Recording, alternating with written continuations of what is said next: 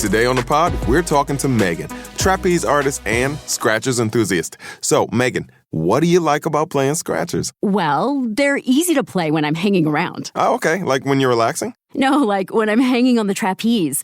I swing upside down, then do a quadruple somersault, all while playing Scratchers. Watch this. Ta-da!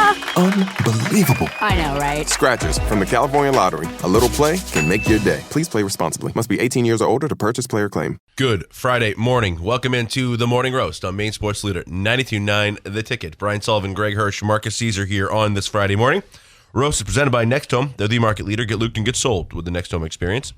We're broadcasting from the Greenway Equipment Studios, your locally owned John Deere dealer. See the Smith Brothers in Bangor and Ellsworth because nothing runs like a deer. And Bangor Window Shade and Drapery, offering custom blinds, shades, drapes, outdoor awnings. Bangor Window Shade, 105 Main Street in Bangor. Greg, how are you? I'm doing great. It's Friday. Can't be that bad. Well, first of all, when you close the game, when you get O'Brien closing the game with changes needed soon, it's reached like critical mass. Yeah, when the Homer radio call is saying this is so bad. Right. It's because, you know why, Greg? Because it is so bad. It's there was nothing more to say, right? Like, that's just too obvious at this point, you know? Marcus, how you holding up? I'm doing pretty well. It's Friday. And, yeah, thank God.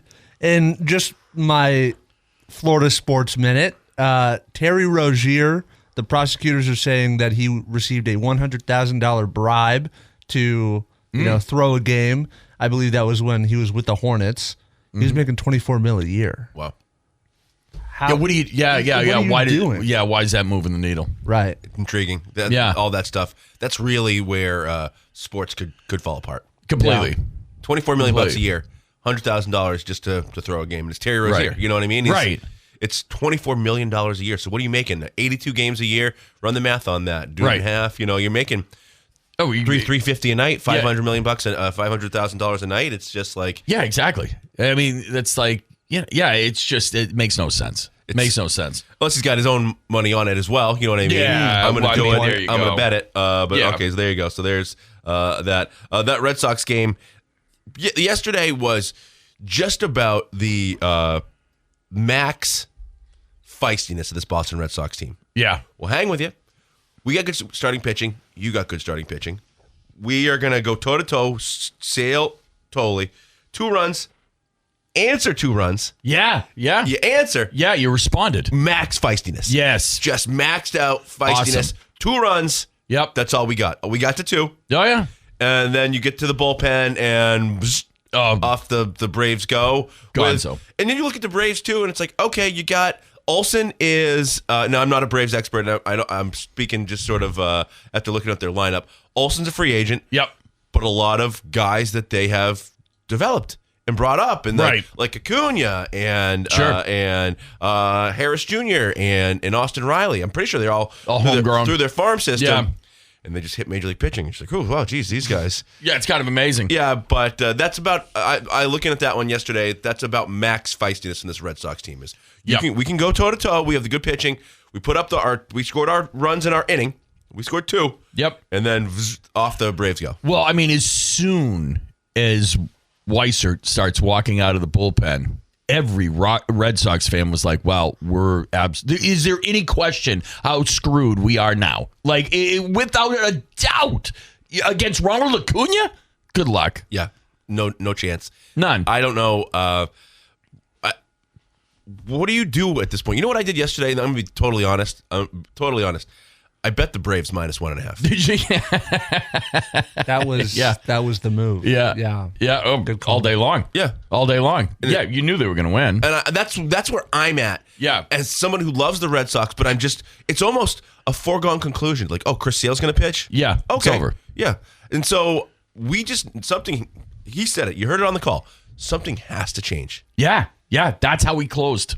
Yeah, something has to change. This is just the same thing over and over and over again. It's just and The pitching now is kind of, dipped where the bullpen was solid before. It just, something needs to change. Heads need to roll. So you got the Guardians coming to town this weekend. We'll see how that one goes. You're going to the Guardians. I apologize. Red Sox at the Guardians this weekend for the start of a 3-game series this evening. What else is going on? Game 7 is coming our way in the NBA. Thank God. Yeah, so that's going to be a good one. Although, once again, it's just sort of the Spurs come out, throw some punches, and the Thunder kind of pack it in. Yep. To 118-91. Yep. So it's a series that is going to go 7, but we've only had a couple really good games. Right, exactly. And everybody's pulling for the Spurs, right? Sure. Yeah, everybody is. Definitely. Yeah, OKC is, like we were talking about yesterday, the one good thing about OKC is they play the villain very well. Yeah. And you need a villain. And the conversation around SGA is like, well, flopper, and is he... he's done all this, but is he up among these guys? So he does it the way he does it, but certainly it does seem as though the collective has aligned against OKC and their flopping way. It's just so annoying. It's just the worst to watch. It really is. And so it's better for basketball. Give me Wembanyama and the Spurs, man. Let's go. Yeah, I think it'd be a fun series to watch. Give me a team to root for besides the Knicks. Yeah. I don't want to have to root for the Knicks. If OKC's there, I got to root for the Knicks. So yeah, that is an inevitability that the Knicks are going to play one of those two. So we shall see how that all plays out. Yeah, Patriots OTAs continue.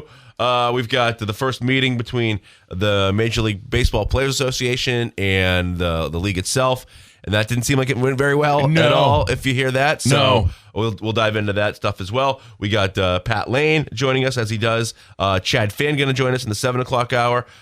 He wrote an article I think came out yesterday about this Red Sox team being about as bad as he can remember in his 50 years of life on this. Exactly. I read some of that. It was very good. So we'll have him on as well. All right, Marcus, what do you say we do some headlines and highlights? But first, available when ordering McDelivery through Uber Eats, DoorDash, and Grubhub, 2 sausage McMuffins with egg, 2 hotcakes, 4 hash browns, 4 small hot coffees, all for just $19.99. The bundle deal is over 40% off and is available for a limited time. Order at your local family-owned McDonald's on Main Street, Union Street, Bangor, and Wilson Street in Brewer. Shouldn't go without mentioning that our old buddy Krusz Sale was on the mound yesterday. That pain, I don't know that one stings as much as it should. We really got rid of Krusz Sale at the exact wrong time. Yeah, although we were talking, all the talk was we got to unload Sale. He pitched like 3 games in 2 years. And the guy you got for him, Vaughn Grissom, no longer with the club. But anyways, here is Chad Tracy, Peyton Tolley talking about Krusz Sale. Can Tolley eventually become just a lights-out closer? I think so.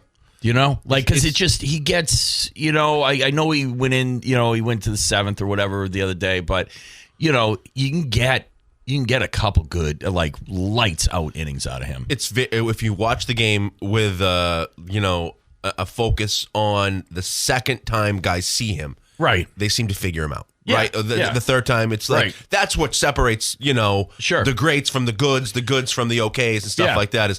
Is that arsenal, because they're all major league pitchers. Like Krusz Sale has survived because of the fastball, but it's the off-speed stuff that complements it. It's you got to have slider something that Cedon Rafaela looked foolish trying to hit. You got to keep him. You got to have something that keeps him guessing. Yeah, you can't just. I don't care how well you paint that. The corners. You got to have something else. I do think that that's part of the learning to pitch. Yeah, 100%. We're willing, I think, to give him another year or two to see if he can figure it out. If not, I still think you have something that you could throw in the bullpen, and it'd be very valuable. If you were to move on from Chapman and say, okay, here's what we're going to do because we have these other pitchers, it's something to consider. I don't want to go to break without also mentioning that former Canadian star Claude Lemieux died at the age of 60 by suicide.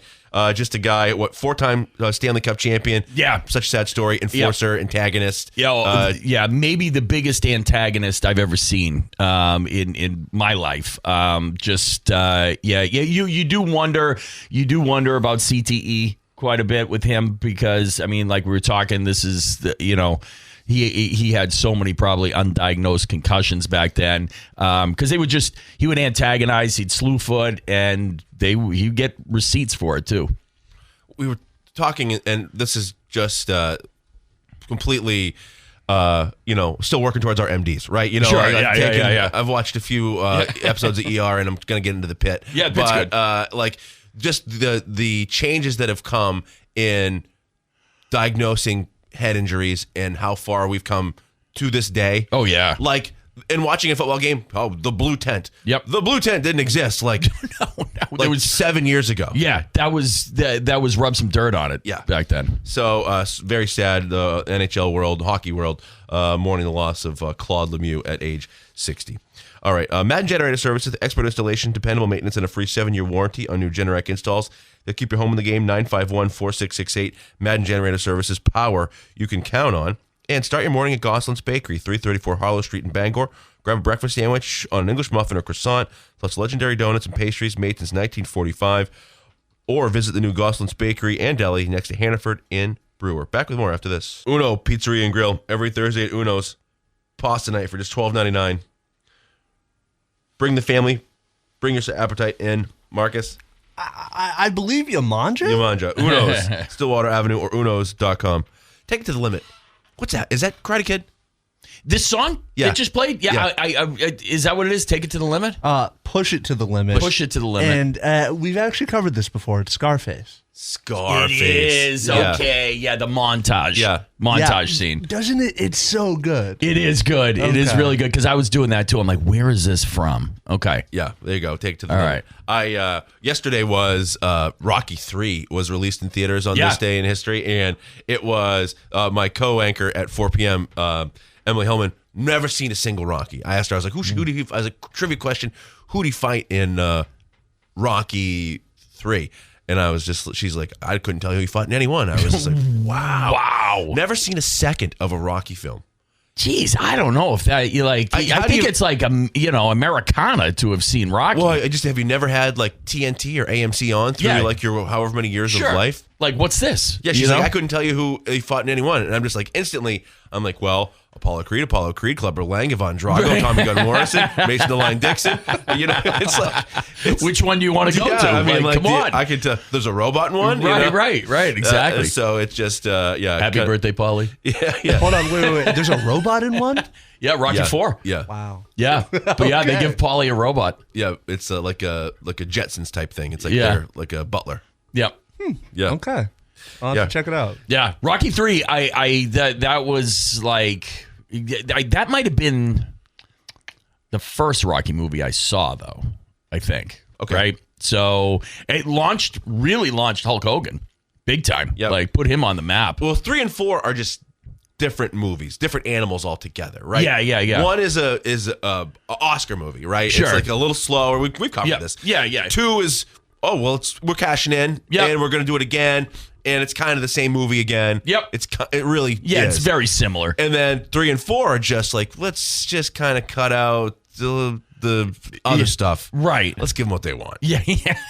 Let's give them action. And then in 4, it's like, let's just cut everything out. Right. Let's add in a robot. Right. Give me like 7 songs. Yep. And get just Cold War theme. We'll Sly. Yeah. Go in that room over there. Take a little of this and just get lifting. Yeah. Exactly. Lifting what? Lifting logs. Yeah. Lifting weights. I will say the transformation for Stallone between Rocky 2 and Rocky 3 is absolutely stunning. Yeah. Doesn't look like the same human. He's just like an ounce of, he's just pure muscle. You almost there's such little fat that it's like, is this a condition? Like you got to be careful here, dude. Like, holy God, like 26-inch waist. So anyways, we digress. I apologize for going way off the rails on that one. One thing that we alluded to yesterday, or happened yesterday, was the first exchange of proposals for the MLBPA and Major League Baseball. It really comes down to a hard salary cap. Yep. The owners want a hard cap, and the players do not want that, which you can 100% understand. And there's examples thrown out there of what some teams are spending and what some teams aren't. Here is Jim Duquette, former player and GM, talking about the concerns that came from this first exchange of plans. So that's a whole other can of worms, right? When you think of if the lockout and everything. I just go back to, and it does seem, you hope that they can figure this out, but there's some momentum behind baseball right now. They've got, just because the old ball club here stinks, there's some momentum behind what they've done. The numbers would tell you ratings are up. It's a more watchable product. Yep. It's a little bit more fan experience, even as you get used to the, challenge it, like that part of, is it a strike? Is it a ball? It's very quick. The ABS stuff. Yeah. It's become a thing. Yep. A part of the game where you're just watching it, thinking about it. But you go back to 94 and when they lost the World Series, and it's a blow that took Cal Ripken and Mark McGwire and Sammy Sosa to overcome, right? Yeah, 100%. It was until 98 before it came back. So I wonder, like, if you lock out and you hope that they figure this out, because you're locking out. It's big difference locking out in 94 and 2026, right? Like, or 2027.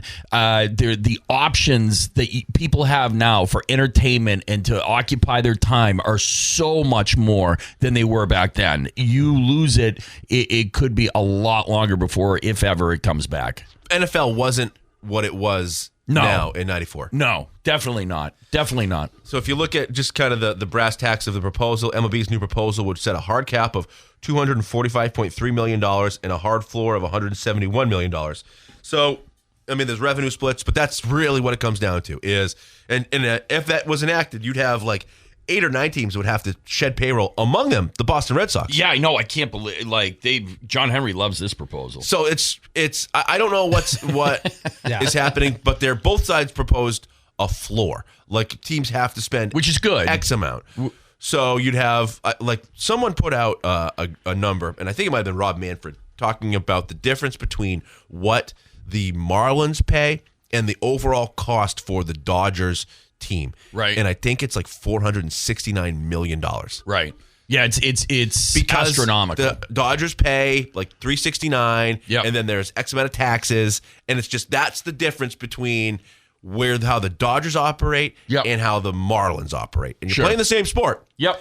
But at the same time, if you have an owner who doesn't care, like, I've always enjoyed the spend $1 billion to make $2 billion. Like, that's the way of it. Let's spend 100%. $500,000 knowing that we're going to make $1 million, right? Makes the world go round. Right. So just because you can also operate, let's spend, $100 and make $120. Right. Like, that's the way that essentially the Marlins and Pirates stay, because of all the other guys, they share money and stuff like that. So you can do both things. Yep. But you're penalizing those with the deep pockets for, wanting to go big. Right. And with the salary ceiling that is proposed, like, the Dodgers would have, the Dodgers are like $500 million. Yeah.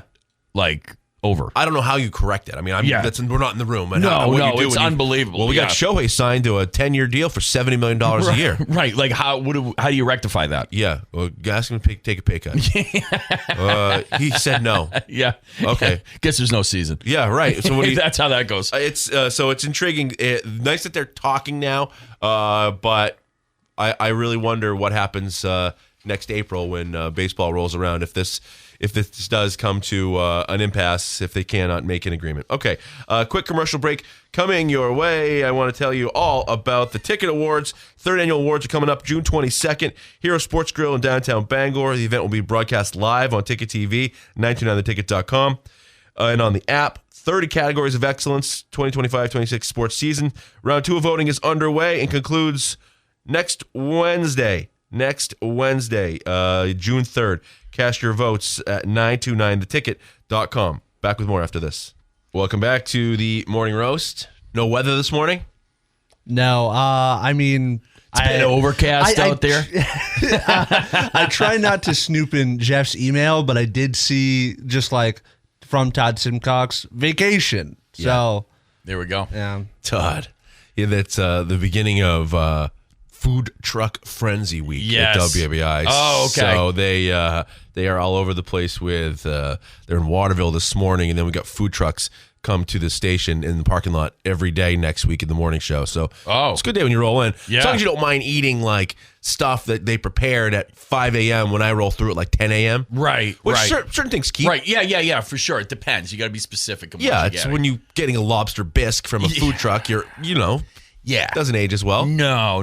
That needs to be fresh. But grilled cheese. Oh, yeah, stuff all like day that, long. Yeah, you comes can right do back that. to life. Simple. Just But yeah, not that's- mayo products. Yeah, Todd is immersed in all that food truck frenzy today. I would say. Going to talk with Pat Lane in just a couple of minutes here. We did hear from Drake May on watching the Super Bowl film as he talked to media yesterday. Here's what he had to say.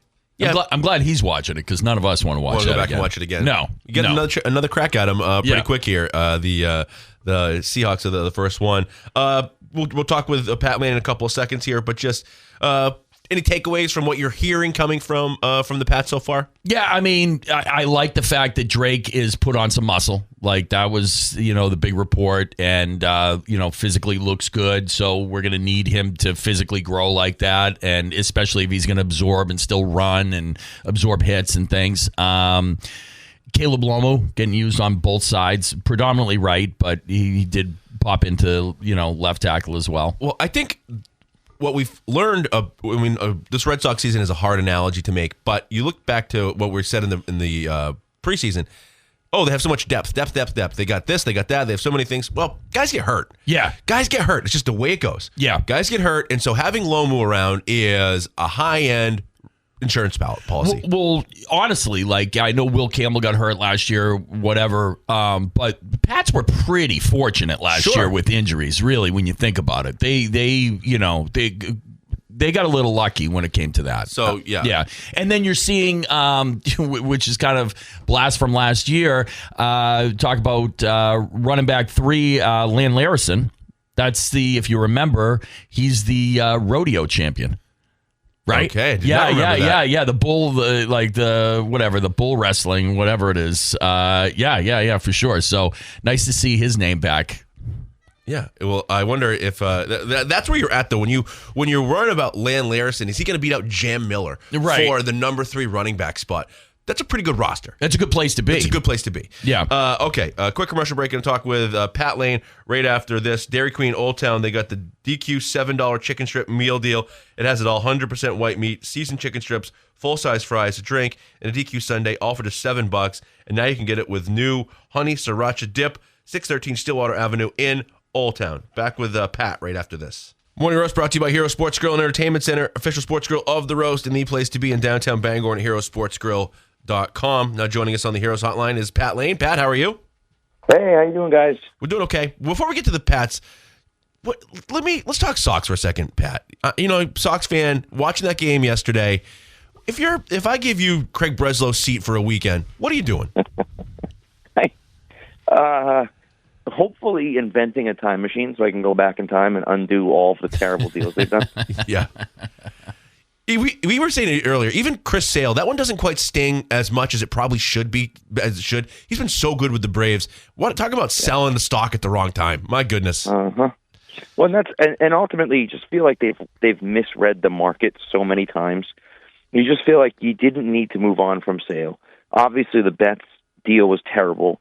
The Devers deal, and listen, you can say what you want about the Devers deal, right? I understand why they did the Devers deal. And I understand why they moved on from Rafael Devers. That part of it I'm not upset about.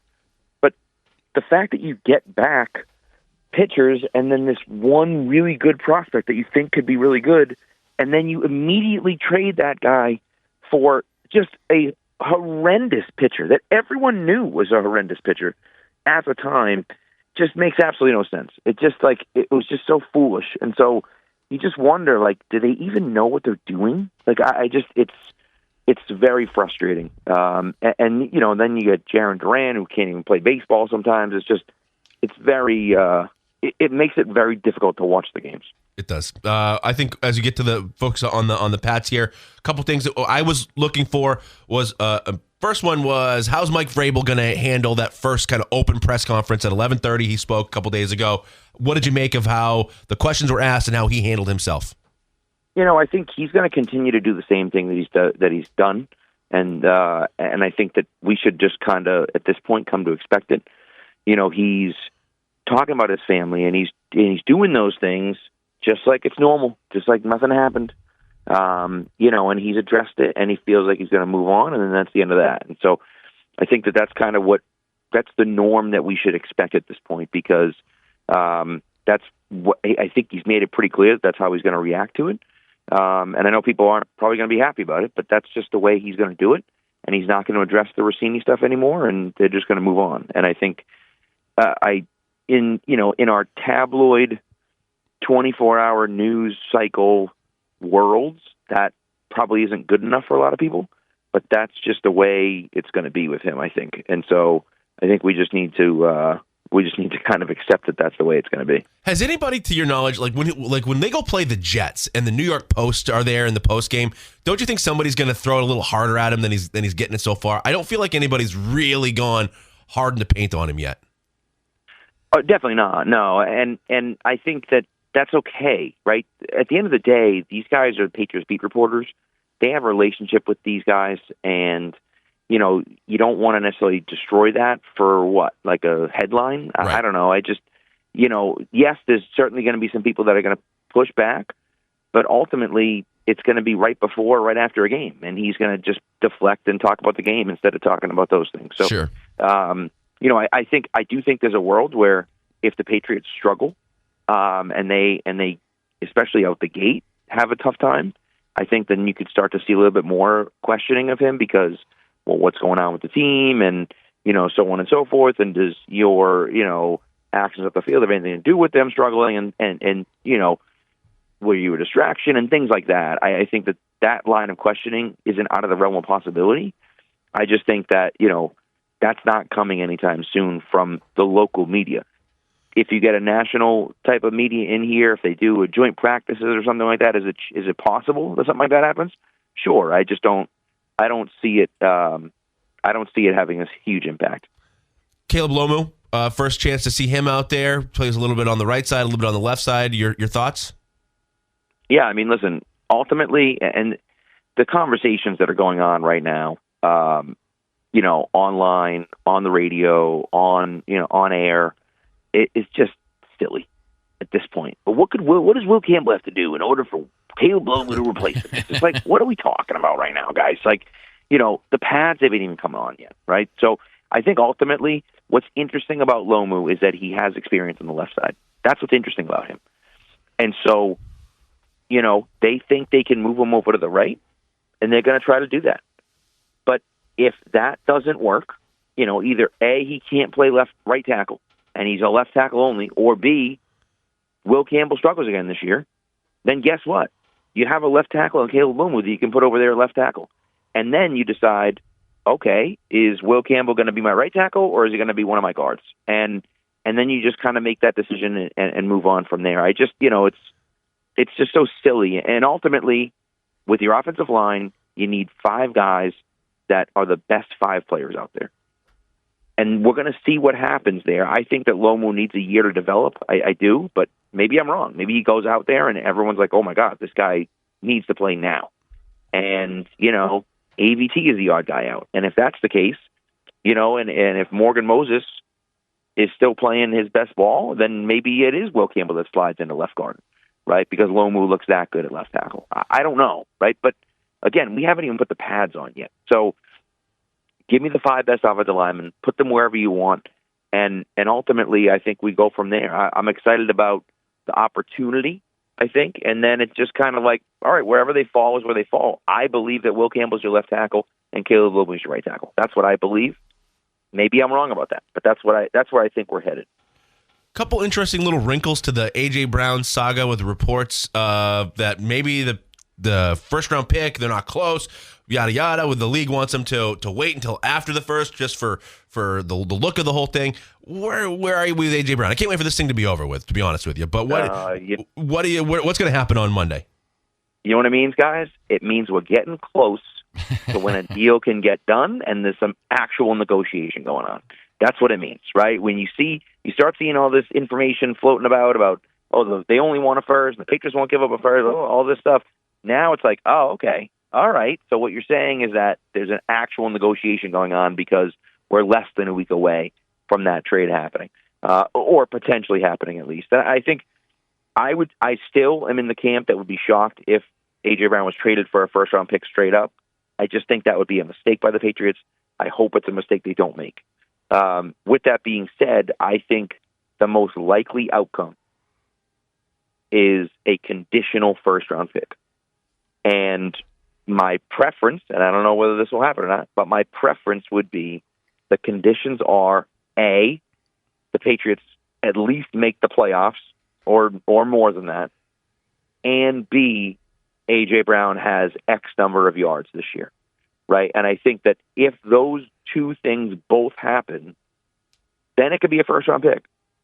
But beyond that, I'm not willing to give up a first-round pick for A.J. Brown. And ultimately, there's been some floating around about the 2028, and I feel like, hey, even better. You want to say the Patriots got to make the playoffs this year and next year, and A.J. Brown has to reach 2,000 total yards in those 2 years? Great. That's perfect. That works out really well. I'd be happy with that, too. I'd be happy to give up a first-round pick if you can guarantee me success from the team and from him. And if that means, if those are the conditions we can put on it, great. If not, I'm not giving up more than a first. I'm not giving up more than a second-round pick, and maybe, a fifth or something like that. I'm okay doing something like that. But I'm certainly not giving up a first-round pick without a guarantee of team and player success. And I think that's the most logical place we're headed, but we'll see. When we talk to you next Friday, will A.J. Brown be a Patriot? Oh, I really hope so. Just so we can end all this madness. I don't know if he will be or not because, maybe there's some pushback and everything else, but I just think the way it's headed. You watch the Eagles players as they're getting interviewed about it, and Jalen Hurts is taking a sip of water and making jokes about it, and Saquon's kind of not talking about it. This is hanging over their heads, too. I think the best thing for both teams is to get this deal done and move on. And so I seriously hope that next Friday we're talking about A.J. Brown, the New England Patriot. Good stuff. All right, Pat, what's coming our way from you? So we just, last night, we did the second episode of our 2016 rewatch. We're 8 games in, and we'll be doing the same thing on Monday night as well. And we're hoping to line up a guest or two for the playoffs and the championship game. Hopefully it'll be a player that was on the field for one of those games. So that'd be fun. Awesome stuff. Pat, we appreciate you. Have a great weekend, all right? All right, guys. You do the same. All right. Bangor Mall Cinemas, Greater Bangor's favorite hometown theater, has been for over 40 years. Bangor Mall Cinemas features luxury recliners, upgraded food menu, find showtimes, and reserve your seat at yourneighborhoodtheater.com. Big horror movies out. Yeah. The Obsession movie, everybody's talking about it. This other one called Back Rooms is supposed to do crazy business this weekend. So, horror. That's a matinee I need to escape to, minus the wife won't go to those. Won't go to that. Yeah, no. Exactly. She still won't talk to me from when we saw Weapons. Right. Last summer. She's scarred. So, all right. This day in history is next. Danny Elfman, born this day, 1953. He's an Oingo Boingo. I kind of love this song. It's a great tune. It actually came up just on my automatic playlist thing there, like songs you may like. I was like, yes, I do. Also wrote the Simpsons theme and did the score for Good Will Hunting. Who knew? Well, yeah. Good pull on that one. Yeah. I used to love Weird Science. Great, ridiculous movie. And then the show was on USA as well. Never saw that. Yeah, the show was not quite as good as the movie, but certainly, Weird Science was. I loved that movie growing up. Such a good movie. When they're in the bar scene, oh, dude, it's so good. It's just sort of one of those things like, Mom, can I have a computer? It seems like an attainable goal that I'd like to get me one of those. She's into malacas, Dino. So let's see. 1976, only home run of Joe Niekro's 22-year career comes off his brother Phil. Served him up a nice one, I would say, on that one. Yep. 1980, Larry Bird beats out Magic for the NBA Rookie of the Year. Let's see. Joe Cronin, the Red Sox retire his number 4. Other birthdays today. JFK was born this day in 1917. Bob Hope was born in 1903. Holidays today. It's Alligator Day. So there you go. It is Mount Everest Day. You're looking for a little hike.